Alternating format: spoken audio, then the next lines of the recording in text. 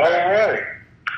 So welcome all. Welcome everyone. Another episode, another fantastic, great episode of Super Five with myself, Xavier Porter, and Pat DeMoss, co-host Pat DeMoss.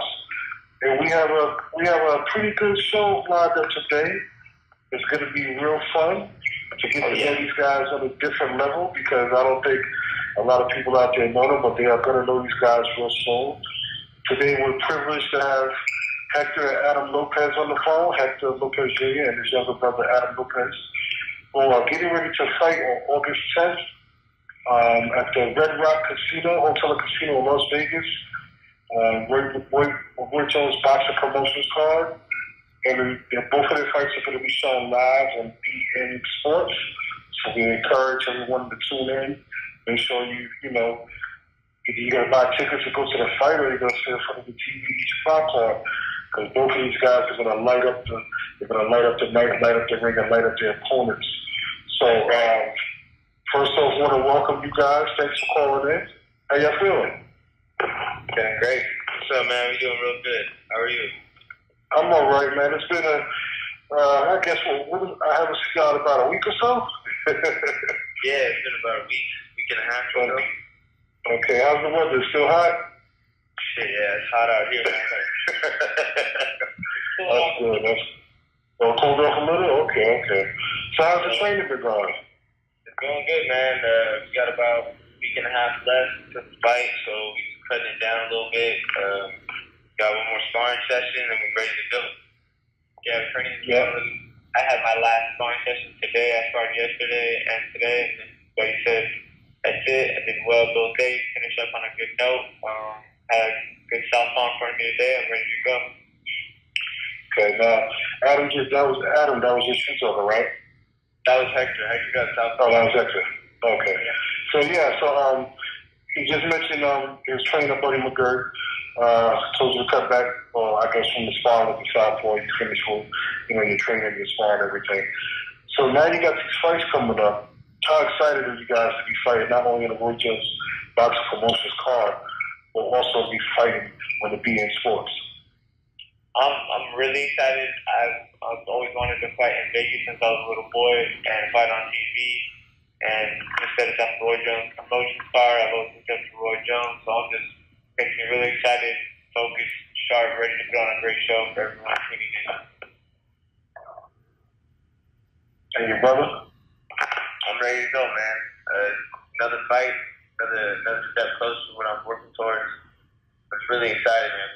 I've been working on a lot of new things with Buddy. Me and my brother have been showing us some new things, and I'm just ready to execute them, show them live on TV, and try to Roy Jones Jr. What else can I ask for? Absolutely.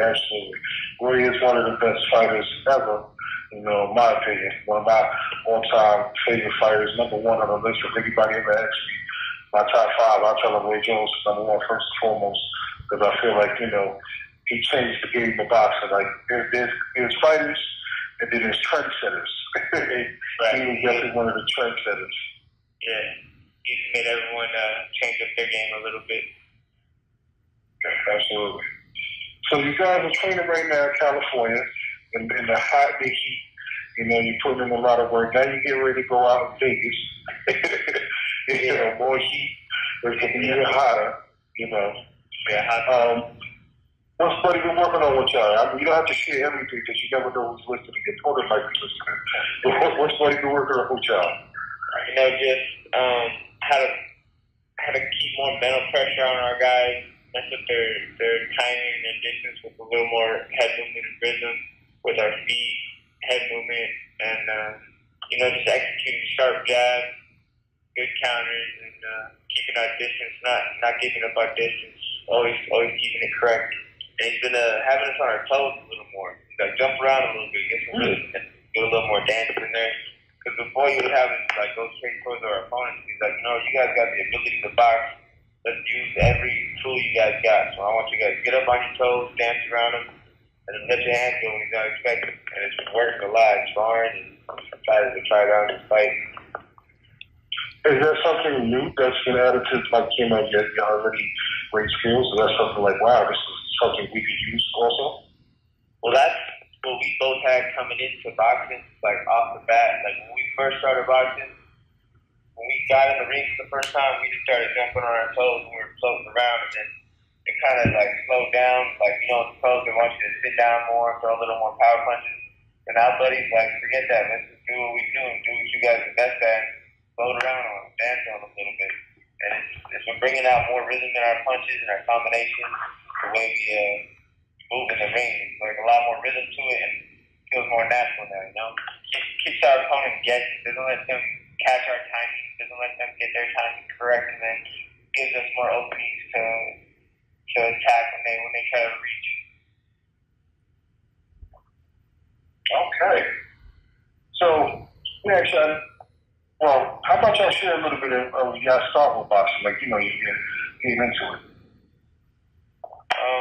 We started for the people out there, for our listeners and fans, y'all future fans. we started like January 2009. We started training at the YMCA. That's when we really started training, like a few days a week. But before that, you know, I wanted to start fighting when I was younger. When I was 5, I told my dad I wanted to fight. And my dad was an Olympic silver medalist in 1984 games. Los Angeles, won for Mexico, got the silver medal for them. He went on to be a pro, world title challenger, prize fighter, very, very well-known fighter.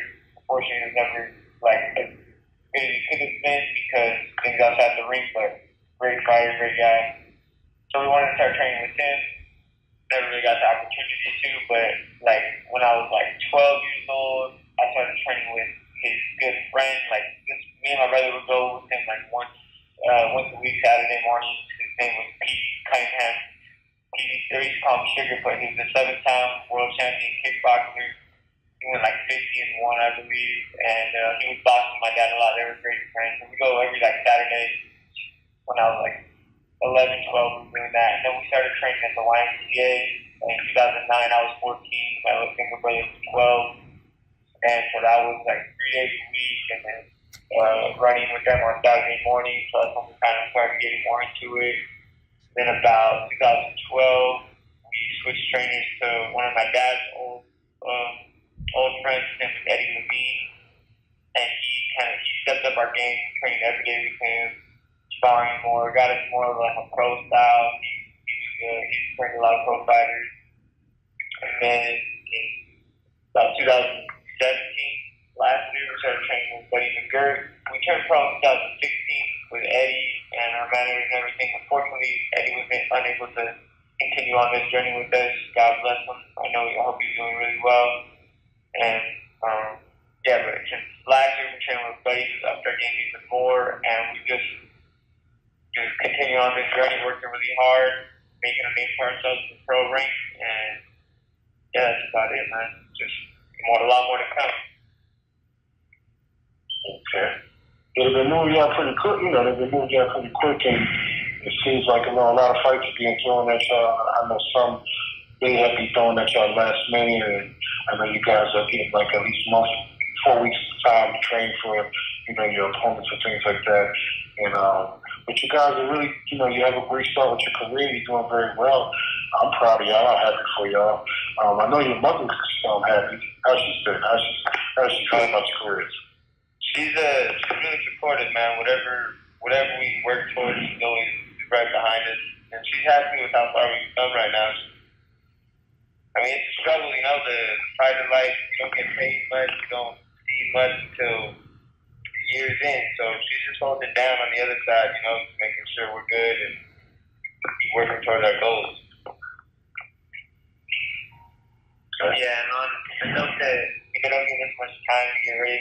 Me and my brother, we stay in the gym all the time, so we like to just, whenever they can pop on, go and ready to go. And now you're getting ready to go on all this test. Yeah, we're already ready to go.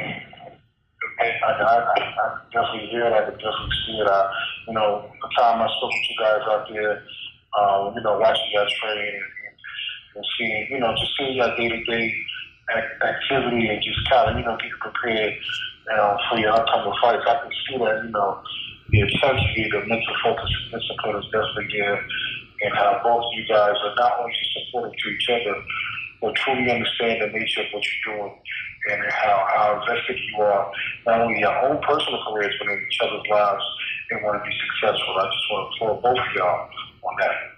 Thank you, man. I appreciate that. No problem. Hey, Pat, I know you had some questions for the brothers. Yeah, I got a few questions.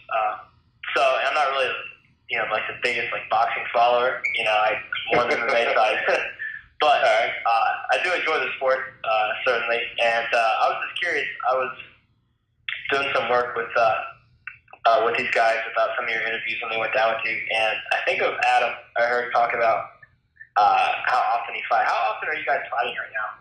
And how long is an average training camp for you? We try to fight once a month to every other month. Really?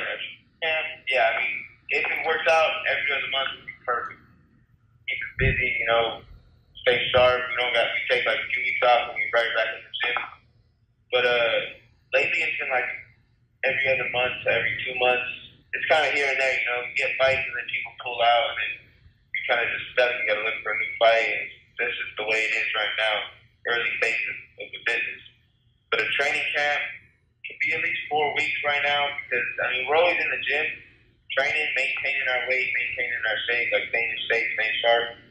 And then you want 4 solid weeks to, really pick it up, really have a strict diet, strict running schedule, strict sleeping schedule, everything goes down to the T, what time you sleep, what time you get to the gym, everything got to be really solid. So at least 4 weeks of that, and then I'm ready in 4 weeks, no problem. That's crazy. Typically, MMA wise, a training camp's 8 to 9 weeks, and guys thinking 4 to 5 months break. So that's definitely interesting to hear that. You at least try to fight every 2 months. And how often? What's your rest period from training camps after a fight? Do you rest for a week or?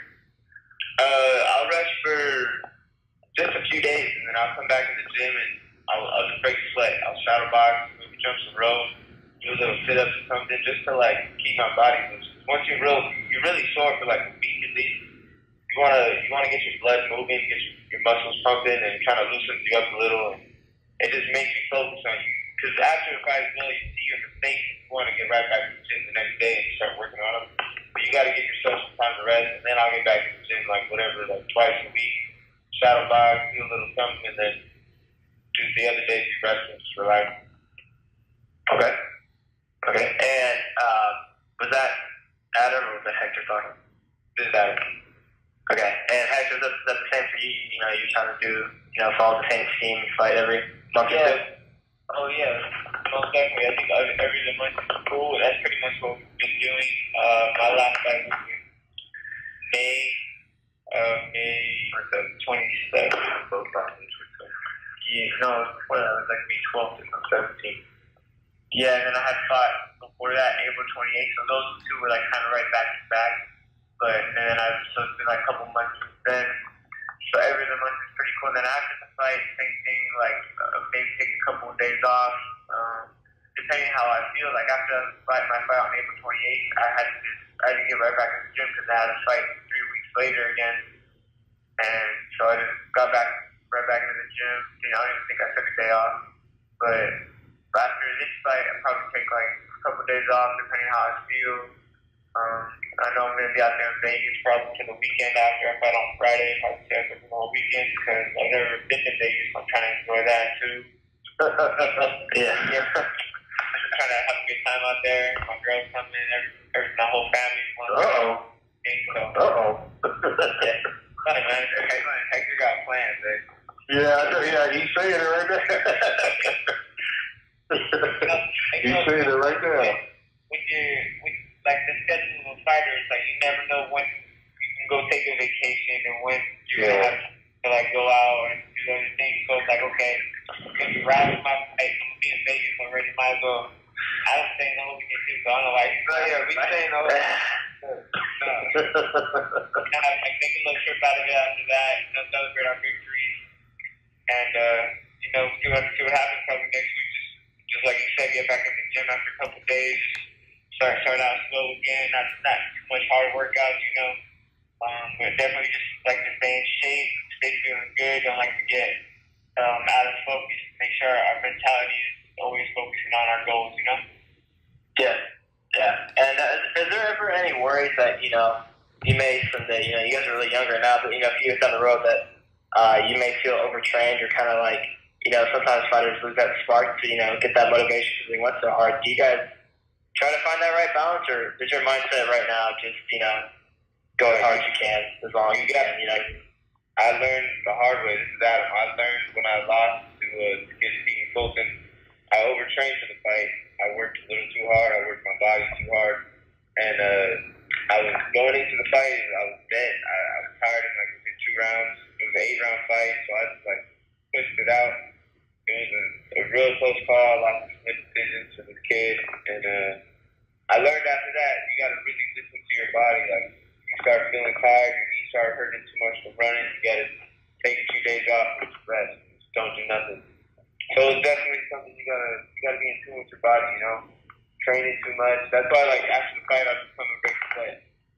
I don't really work out too hard. I just chill, hang out at the gym, watch people spar, and it's more, you just gotta really listen to your body. Yeah, for me, it's just Hector. You really want to avoid overtraining.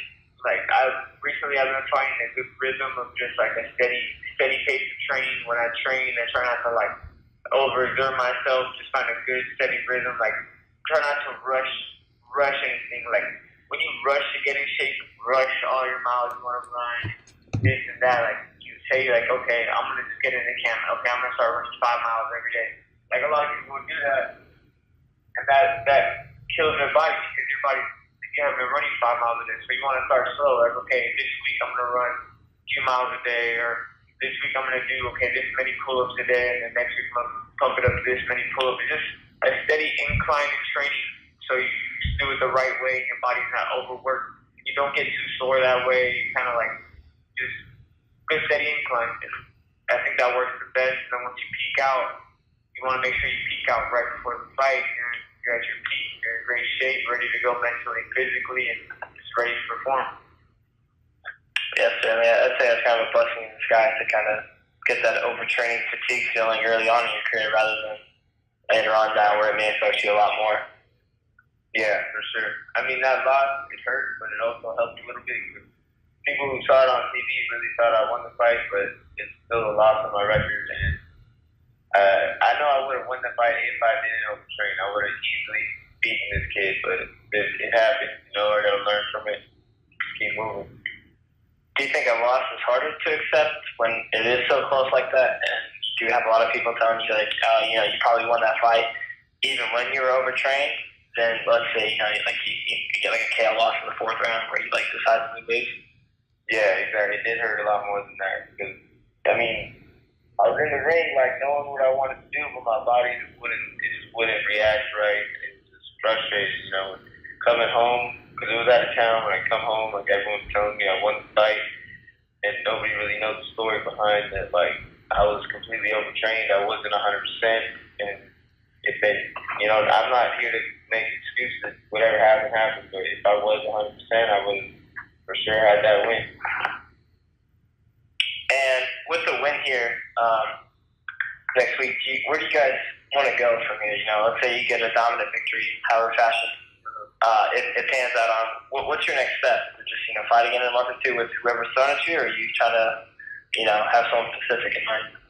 I mean, for sure, just stay busy. Whatever we can get, keep fighting. But the next move for us is time with a big promoter and really get moved right and marketed correctly, and just build more of a fan base around us.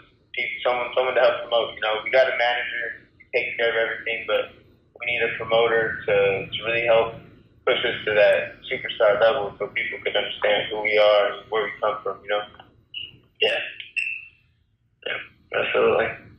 Well, that wraps up about a few of my questions I had in mind for you guys.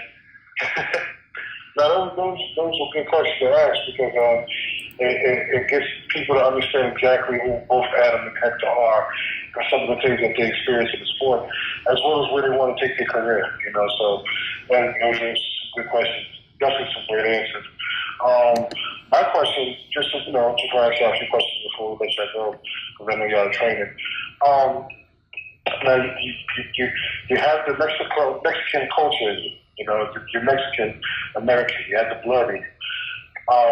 Will there ever be a point in time when you guys will get to fight in Mexico? Do you know, or you just want to build your careers right here in the States?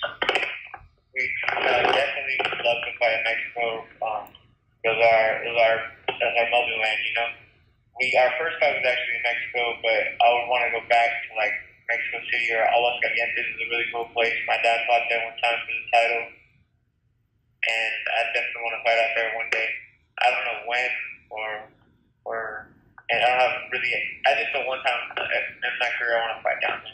Yeah, it would definitely be a fun experience. I mean, it definitely got to make sense. We got to market ourselves down there, get people to know us down there, and then go over there, give them a good show, make it all happen. Agreed. Now the goal is not only to win. Now the goal is just to win, right? It's or the goal to go in there and knock the guy out. That's the question. The goal is to win, but a knockout is always a bonus. It's always great to get a knockout, but you really just want to go in there when you start looking for the knockout. You start swinging and missing. You gotta play cool. I hear that. Absolutely. You don't want to just go in there, like you just mentioned, go in there trying to knock somebody out and end up getting knocked out. Exactly. All right, so we got today's 31st, tomorrow's the 1st. So in a sense, we got about 10 days coming up for your fight. 9 days, 10 days coming up to your fight. Both of you fight on August 10th again. That is on a Friday, correct? Yeah. Okay, so it's August 10th on a Friday at the Red Rock, the Red Rock. What is it, the Red Rock Hard Rock or just the Red Rock Hotel and Casino? Yeah, Red Rock Hotel and Casino. Okay, and like you just mentioned, it's in Las Vegas, August 10th. Make sure you tune in. It's going to be on beIN Sports. For continued support, drop your social media. Where can they follow you guys? I'm Lunos Lopez, and I'm at the Bomb Lopez on everything, pretty much Instagram, Twitter, all that. The Bomb Lopez. Okay. Is there anything you want to say to everybody out there? Don't miss the fight, man. I've been feeling really good in camp. Best shape I've ever been in my life. I'm going to go in there, and I heard the dude put him down, and you're not going to want to miss it. Yeah, man. Tune in. We got some good things coming up. We're going to put on an exciting show for everybody out there in Vegas and whoever tunes in on beIN Sports. And we'd just like to say thank you for the continued support to all the people supporting us, friends and family, and all the other supporters. We love all you guys. And if they wanted to buy tickets to the fight, they can call you or call your manager or anything? Tickets are just sold in at the I believe, at the venue. Yeah, we're not done this fight. If they want to go, they can get there and buy them at the Red Rock. All right. So if you want to come out, make sure you come out to the Red Rock, August 10th. Tickets will be sold at the venue. Welcome back, everyone, to another episode of Super 5 with myself, Xavier Porter, and Pat DeMoss. We just had a great conversation with the Lopez brothers, Hector Lopez Jr. and Adam Lopez, who are going to be scheduled to fight August 10th at the Red Rock Hotel and Casino in Las Vegas. They will be fighting on the beIN Sports Network on Roy Jones Boxing Promotions. Pat, what was your thoughts on both? What was your take on both brothers? They seem to me like just two really young and hungry fighters. Very polite.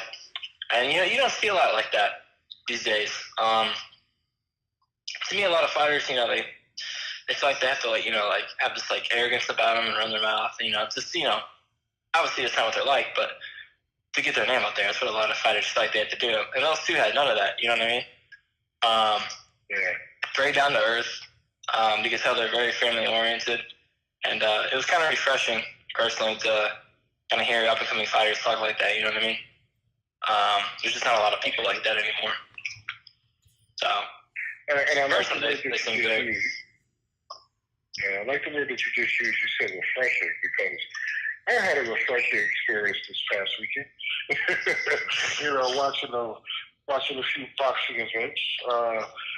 There was a lot of boxing going on this past weekend. You didn't know which channel to keep their TV on. They had Mikey Garcia fighting Xavier for the unified lightweight titles. Both of them put on a spectacular show. It was a great fight. I mean, Mikey, dominated the fight from round 1 to round 12 and was successful in winning the IBF lightweight championship to join his WBC lightweight championship, making him the unified champion of the division, making him, I believe, a 6-time world champion. Mikey Garcia remains undefeated, continues to dominate each opponent he faces, and he's called out one of the top welterweights in the world, which is current IBF welterweight champion, undefeated welterweight champion, who some believe is the best welterweight in the world, Errol Spence Jr. And that's a pretty tough fight, but hey, I say dare to be great, just like everybody else. Back in the days when boxing was created, there wasn't all these weight classes. There wasn't a 130 or 135 or 140 or 147 and so on and so on. It was, okay, if you were a welterweight, you fought anybody between 125 and 160 and vice versa in every other division. So I think it's a great opportunity for Mikey Garcia to continue to build upon his legacy. Also, over in England, there was 2 big heavyweight fights that, has a lot of people talking about the future possibilities of matchups. You had Derek Chisora fighting Carlos Takam, and you also had Dillian White fight Joseph Parker. Now, when you look at the heavyweight division, first off, there was 2 great fights. They were good fights. I mean, Chisora knocked out Takam in the 8th round with a hellacious right hand, a tremendous right hand. And Dillian White just put on a superb performance by dominating Joseph Parker, also knocking him down with a beautiful time left hook. So it puts together a big, a puzzle in a sense. You're trying to put all the pieces together because you have Anthony Joshua, has basically almost all the belts, and you also have Deontay Wilder right there also, and everybody wants to see the Deontay Wilder Anthony Joshua matchup. But you got these heavyweight guys who are still in the mix, as well as Luis Ortiz, who won on the undercard, scored a 2nd round knockout on the undercard at the Mikey Garcia Robert Easter fight. And then you got Tyson Fury getting ready to make a comeback as well. So, we'll see what happens with that. But fast forward to this week. Oh my goodness. I attended the press conference for Sean Porter and Danny Garcia, and my was that. I'm just so intrigued. I'm so anxious. I'm so happy to see both men getting it on. Finally, we're scheduled to fight September 8th. I can't wait to come back and talk about that upcoming fight. We're going to do a great show on that fight card because it's going to be one fight that everybody in Brooklyn is going to want to see. Like I said, take the place live at the Barclays Center. Get your tickets now. Go on YouTube. Look at every video you can. Download and study every piece of content you can on each fighter because this fight is going to be a bloodbath. This fight is going to be a war. Are you attending this event? Oh, absolutely. I have no choice. I have to be there for these guys. I mean, for one, I respect both fighters. I like both fighters. They're 2 of the best welterweights in the world, especially in the division.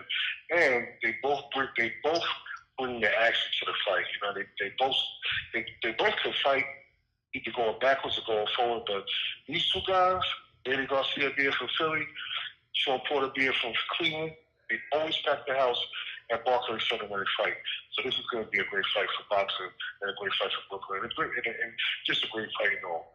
But like I said, fast forward this weekend, we got on August 4th, we got 2 spectacular cards taking place.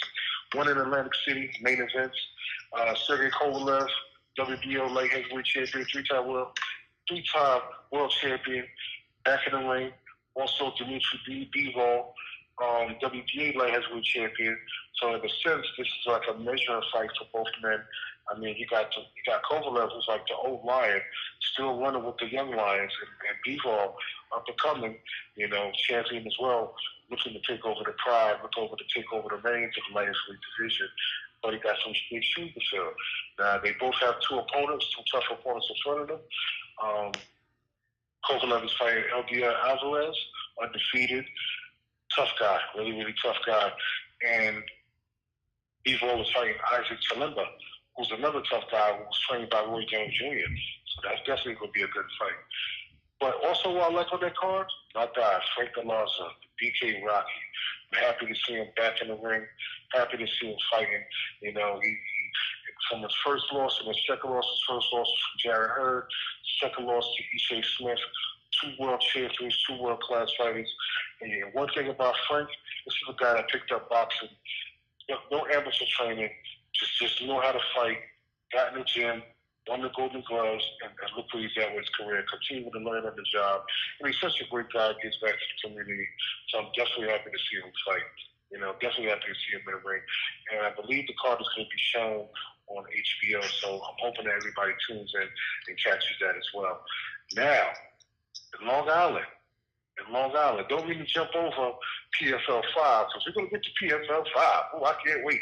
But Saturday in Long Island, right after PFL 5, we got Andre Berto, former welterweight champion, Devin Alexander, former welterweight champion, head-to-head main event. We also got Peter Kid Chocolate Quillen, former WBO middleweight champion, fighting Julian Love of Mayweather Promotion, super middleweight fight. It's an intriguing fight. This is a career-defining fight. Actually, both fights are career-defining fights, you know, with Alexander and Berto being former champions, still trying to make a name for himself in their division, as well as Kid Chocolate stepping up a weight at 168, second fight at 168, fighting Julian Love, who has to make some type of noise in his career because, you know, you're signing Mayweather Promotions, you're signing with the best fighter ever, TBE, Floyd Mayweather. So there's a lot riding on this fight. And then you also got Marcus Brown, the undefeated light heavyweight title contender, fighting Menan Castillo, another light heavyweight contender from the Dominican Republic. So it's a stacked fight card this weekend. Stacked fight card this weekend. But Thursday, PFL 5, Pat. PFL 5. 5. Oh, yeah. Man. What do you think about that? Live or 5? Or Long Island? Well, I'll tell you what, it's interesting. Since New York has become a hotbed now for MMA after it's been legalized, you know, you just had, before I get into PFL 5, you know, Conor McGregor just had his plea deal. He's good to go for the UFC. Yeah. So that's good stuff. So hopefully he makes his return to New York. He's actually out here right now. He's at Church Boxing in Manhattan. You know, Yeah, so I saw that he was out in New York, so that's interesting stuff. But let's go ahead and get to PFL 5. There was a bit of a change in the main event. Someone dropped out, and I believe Jason Hyde now has moved up to the main event, takes on so that's interesting. But, you know, looking down the lineup, there's a few names that just pop off the screen. Will Brooks, for one, former Bellator lightweight champion, had a stint in the UFC. However, it didn't really pan out in his favor. He had some tough losses in the UFC, man. He just couldn't get a good rhythm going, you know. He's such a phenomenal athlete, but just unlucky events here and there cost him to come out of the UFC. Now he's in the PFL.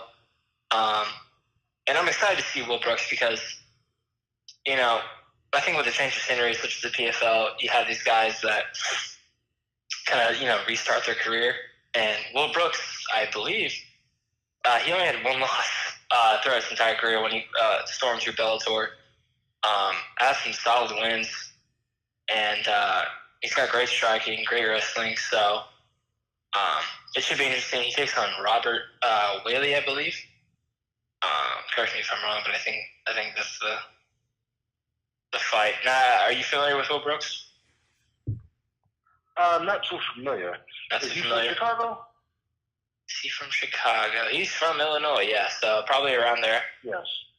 Yeah. Yeah, but he's a phenomenal athlete and definitely someone to keep your eye on. He actually got his first win in PFL 2. Got a decision victory, so, you know, he racked up 3 points there. Chris Wade, our boy Chris Wade, who we interviewed last week, and that dropped as well. He competes as well on that card, looking to get his feet in the winning circle. The PFL, he takes on Yuki Kawana, So that should be a good fight as well. Thiago Tavares is also on that card. Very exciting fighter as well. Again, it's a PFL event, so expect a lot of finishes, a lot of crazy sequences, and this is do or die now for these guys. You know, they got to go out there and get a win, because a loss here could really just completely derail someone's season. So it's tight, man. It's tight. You know, and these guys are pretty much fighting right now for the $1 million prize. You know, it's all or nothing right now, and it'll be interesting to see how this plays out. But go ahead. Yeah, I was going to ask you about Chris Wade. Now, you interviewed Chris Wade. You spoke to Chris Wade. Tell us about Chris Wade. He's a really nice guy as well. Really down to earth. You know, he was dead on about his previous loss in PFL. He said, "Look, man, I overlooked the guy. You know, he said I just didn't really pay all too much attention to him. Didn't really care to watch film on him. He still trained, you know, obviously and stuff. Still went hard in the gym, but just from a tactical standpoint, really didn't make any kind of game plan. And I think he said the night before, kind of watched a little bit of film or something like that. But, you know, he just went out there and didn't really have any answer because he didn't know really what to expect. So this time around, I believe he's taking this very seriously. You know, he's like, I got to, you know, get my stuff together here and really focus down. So I expect good things here from Chris Wade because watching him in the UFC, he's definitely a talented fighter. So it'll be interesting to see. But yeah, he's a nice guy. Had a lot to say. It's a great interview, by the way, as well. If you guys want to check that out, he talks about the UFC and how you know, he was treated there to where how he's treated now in the PFL, and it's completely, you know, two different sides. He says in terms of how he's treated. Which is interesting, you know. You have a lot. Yeah, you do. Yeah, exactly. You hear these guys that come from like the UFC and like larger organizations. They say I wasn't treated that well, and then I come to the PFL.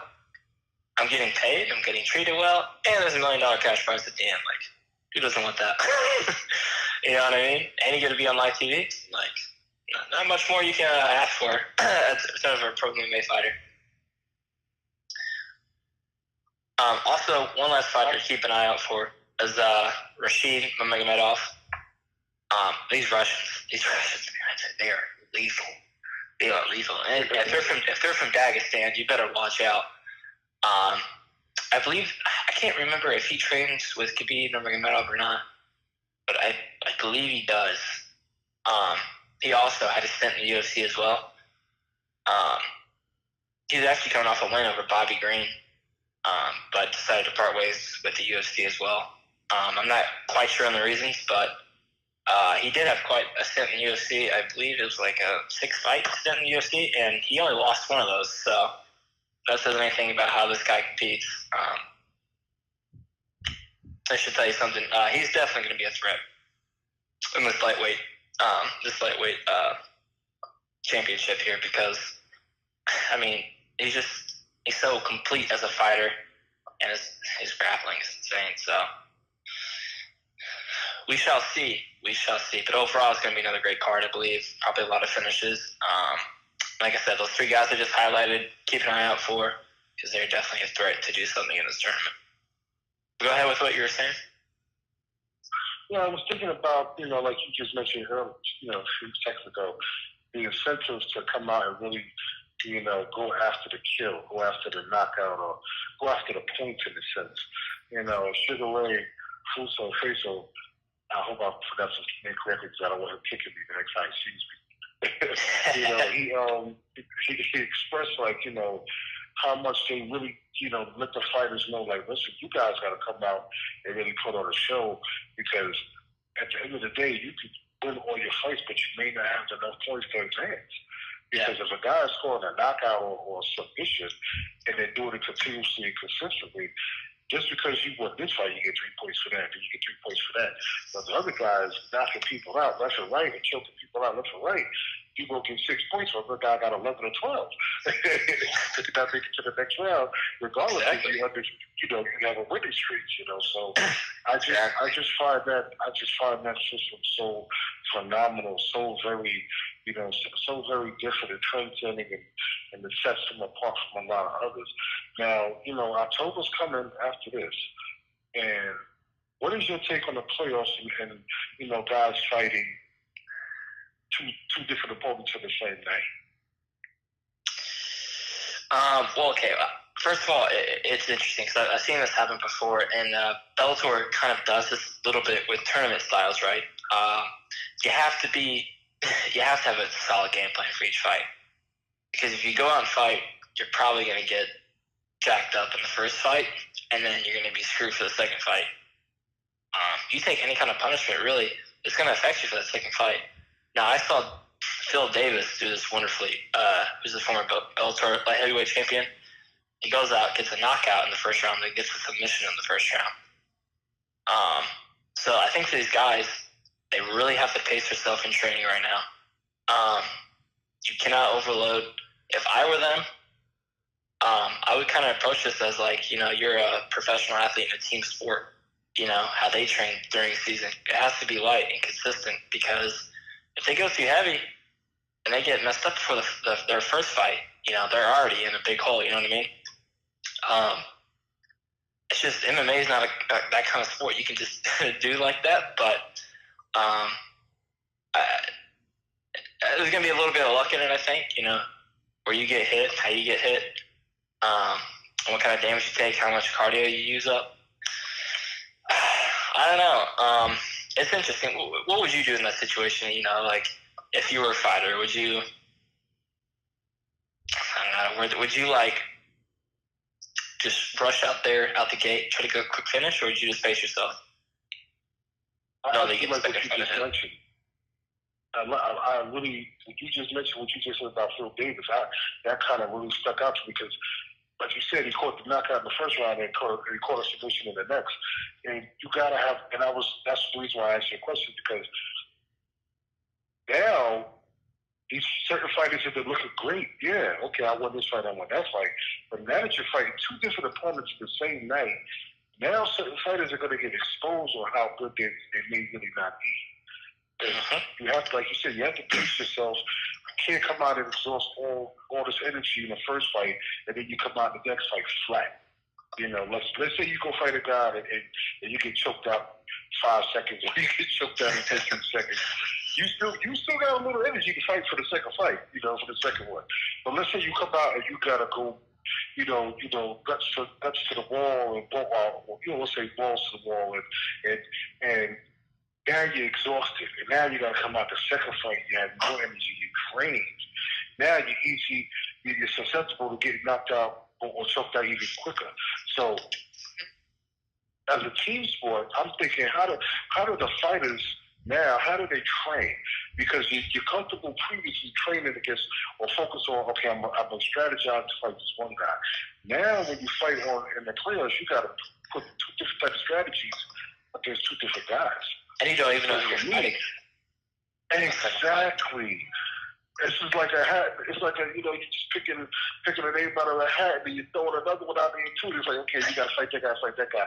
And it's like, oh my God, I'm either fighting the spider or fighting the snake. Here's another thing, right? Think about this, because I saw it with King Mo during that light heavyweight tournament in Bellator. If you get to the point to where you're, like your arm hurts and you can't really move it, doctors aren't going to clear you for that second fight, right? And I think this is gonna happen. It's gonna have to happen. Guys aren't going to get medically cleared to compete in that second fight. So even if that guy wins, you're expecting, okay, this guy won and I won, so I'm going to fight this guy. Well, that guy could be injured. You don't even know it. So then, by second, you're going to get a replacement opponent. It's crazy, and it's just mayhem, man. I mean, you really just have to come in with a clear mind and just be like, I'm a martial artist. I know what I'm capable of. Whatever's thrown at me, I just gotta, take with a grain of rice, because that's really all you can do. Like I said, there's gonna be a bit of luck in this, to where how you get hit, what you get hit with, who you're matched up with. But certainly, if you win this tournament, you're you're one bad mofo. Taking us two guys to one night. I hear that. But before we go, I wanted to get your thoughts on two fights in the Bellator that's upcoming. I'm never going to talk about them, in the next couple of weeks. So I just want to, just kind of throw a dart at you real quick and get your thoughts on these two fights. Okay. So, we got Ryan Bader against Nat Wilkins. And then we have, I hope I pronounce his name right. Fedor Emelianenko. Fedor, yes, because Chael Sonnen. Now, everybody hates Chael Sonnen. I don't know why. I actually like the guy. I like his attitude. I like his I don't give a F attitude. I love it. He's just a guy that he lets you know how it is. So, what are your thoughts, real quick, on these two matchups? Well, to start off with Ryan Bader, he's looked very good at light heavyweight in Bellator. I mean, he's looked phenomenal. So, for me, the matchup against Matt Mitrione is going to be tough because of Mitrione's cardio. I think he moves his feet very well. I had to go with Bader, though. Bader's, even though, Mitrione's competed, I could think he made a practice team with the NFL. I believe that's so Mitrione's definitely an athlete, right? But I think Bader's gonna be too much to handle. I think he's more technical. I think he's gonna land the sharper shots, and I think even in the wrestling, Bader's a fantastic wrestler. So I gotta go with Bader on that one. Fedor and Chael Sonnen, it's interesting. Fedor was considered at one time one of the greatest heavyweights, if not the greatest heavyweight of all time. But now, he's at the latter end of his career, and he's kind of been chinny. He's been getting tagged, getting robbed. It's like, ugh. Like, where's he really at in his career? Like, how much of a shot can he even take at this point? He was good in his last fight. But to me, I'm going to call the upset here, and I'm going to go with Chael Sonnen. Wow. How? Wow. Oh, wow. Wow. Now I'm going to ask you how. well, I mean, how too, because, Chael, listen, he's just a guy that I don't think puts obviously he trains. I don't think he gives it his all, you know what I mean? He has so much going on in his life. But to me, he's underrated. I think his wrestling is phenomenal, and if you're gonna beat Fedor, I think wrestling is a good start with it. And his boxing is a lot underrated too. He stood toe to toe with Anderson Silva at one point in his career. So, and also he demolished him on the ground as well. I think Chael Sonnen is very underrated, but yeah, I think the safer bet, if I'm a gambling man, which I am a little bit, I would definitely take, Chael Sonnen over Fedor, just because of the fact that I think Fedor is more susceptible to getting knocked out than Chael Sonnen is. Okay. Yeah, and I want to touch on something real quick before we go as well. December 12th, 2015, that's when Conor McGregor knocked out Jose Aldo in 13 seconds, right? Then at UFC 200, Jose Aldo wins wins the featherweight belt after Conor McGregor vacated. Then he goes on a 2-fight losing streak and gets TKO'd by Max Holloway twice in the third round in both fights. He came back last weekend against Jeremy Stephens. This was his first non-title fight in 9 years. And he comes back, and people are saying that Jeremy Stephens is going to knock him out. And my heart of hearts, I was like, Jose Aldo's going to win this fight. But my mind was like, nah, Jeremy Stephens is a safer pick. Jose Aldo goes out there and hits a deadly liver shot, knocks him out in the first round. Just puts him on. Yeah. You can see the pain on Jeremy Stephens' face. It was just a great moment, I think, in the sport because, immediately Jose Aldo is running with emotion. He's crying immediately. Just all he's been through. He's had a long career. That was his first finish since 2013. So it was a beautiful moment. And just in sports in general, to see someone that excited about getting a win. I had to touch on that.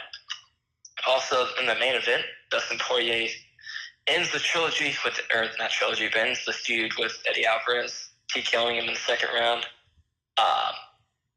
Dustin Poirier looked fantastic. His boxing looked really sharp. His footwork was good. And, of course, there had to be some controversy in this fight. So Eddie Alvarez is a good wrestler, if you didn't know. And he was controlling Dustin Poirier really well against the fence, right?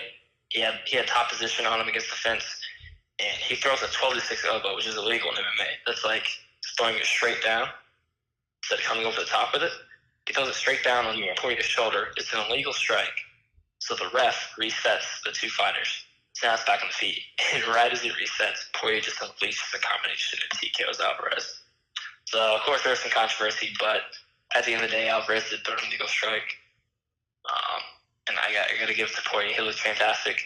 Now, I think Conor is going to get the next shot against Khabib, but he's definitely right up there for a title shot. So, but also, real quick, next weekend, quick question. Have you watched, or did you hear about the first fight with TJ Dillashaw and Cody Garbrandt?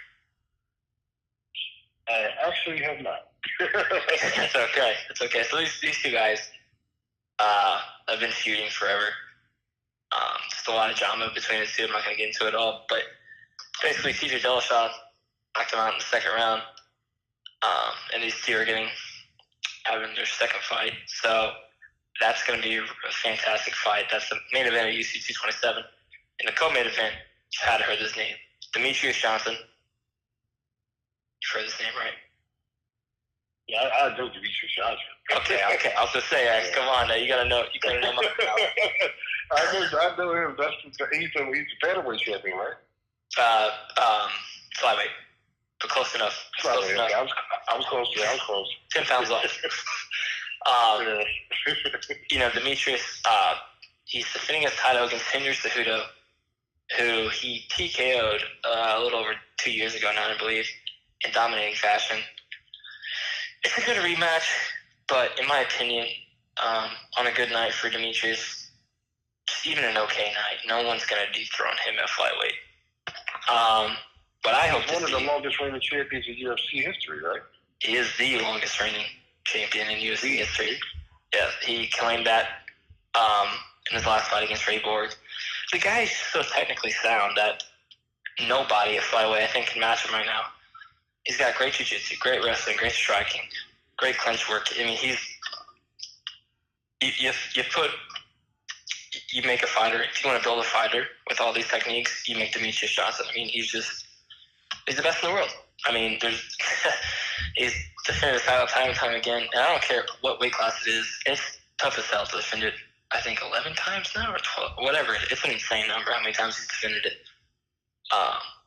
But what I hope to see is TJ Dillashaw and Demetrius Johnson go if they both win their fights, especially on UFC 227. That'd be a great super fight. Also on that card, Cub Swanson fights. Fights the number 10 featherweight in the world, Renato Moicano, I believe that's how you say it. Not quite sure there, but he's an undefeated prospect up and coming, and Cub Swanson really needs to defend his top spot among the rankings, so that should be a good fight as well. But yeah, and sadly, Alexander Gustafsson versus Volkan Ozdemir was canceled. So that's kind of sad. But other than that, UFC 227 is a pretty good card. It has a lot of good fights. And I'll definitely be watching that as well. But that about wraps it. UFC 227 is this Saturday, August 4th. Yeah, you can tune in on some sort of Fox channel to watch the prelims, and then it'll switch over to pay-per-view. Oh, okay. All right. So we have UFC. We got mixed martial arts UFC taking place on Saturday, August 4th. We also have two major boxing cards taking place. Premier boxing champions, like I mentioned earlier, Hunter Roberto, Devin Alexander. Main event, Kid Chocolate, Peter Quinlan against JD Love. Co-main event taking place on Fox Sports. Then we also got main events in Atlantic City at the Hard Rock Casino, Hard Rock Hotel Casino. Yes. Sergey Kovalev is the main event, taking on Elia Alvarez, and the co-main event, Dimitri Bivol, WBA like heavyweight champion, taking on Isaac Shalema. Both Sergey and Dimitri Bivol are from Russia. So it's like I said, old lion in the ring, young lion coming up behind them. So last but not least, Pat, where can they follow you on social media? Pat 8LAX. All right, Pat 8LAX, or is it Pat LAX8? Oh, Pat 8LAX. LAX. All right. Yeah. All right, Pat 8LAX on Instagram. Follow me on Facebook. Follow me on Twitter, Facebook, Instagram. Xavier Porter 227, BrooklynFights 1, 22. So I'm saying BrooklynFights 1 on Instagram, Xavier Porter 227 on Twitter, Shooter51 on Instagram. And last but not least, I wanted to bring up one more thing. I want to give out a shout out. I want to give a huge shout out to the man of the week, Mr. LeBron James. Just opened a school for the kids in Akron, Ohio. I was going to bring that up, actually. Man, that is amazing and what he's done, and not just him, but his team and his foundation, giving back to the community. You know, opening the school is not just opening a school. You know, you're opening a whole brand new world because you're teaching the generation behind you to take this world into their hands and create another one also. So shout out to LeBron James and his whole team, and the LeBron James Foundation. We got to touch on this for like 2 minutes. 2 minutes here, because I was actually going to bring that up, but it kind of slipped my mind. I think a lot of athletes should really model themselves after what LeBron James has kind of done there. Absolutely. I mean, you talk about all these guys that make so much money: Floyd Mayweather, Lionel Messi, Cristiano Ronaldo. They have so much money, right? And LeBron James is the first guy to do something like on this stage. You know, opening a school for troubled teens and troubled kids in the Akron area. And you know, for me, if you want to end, let's not forget, he's paying for the college tuition also to the University of Akron, which is insane.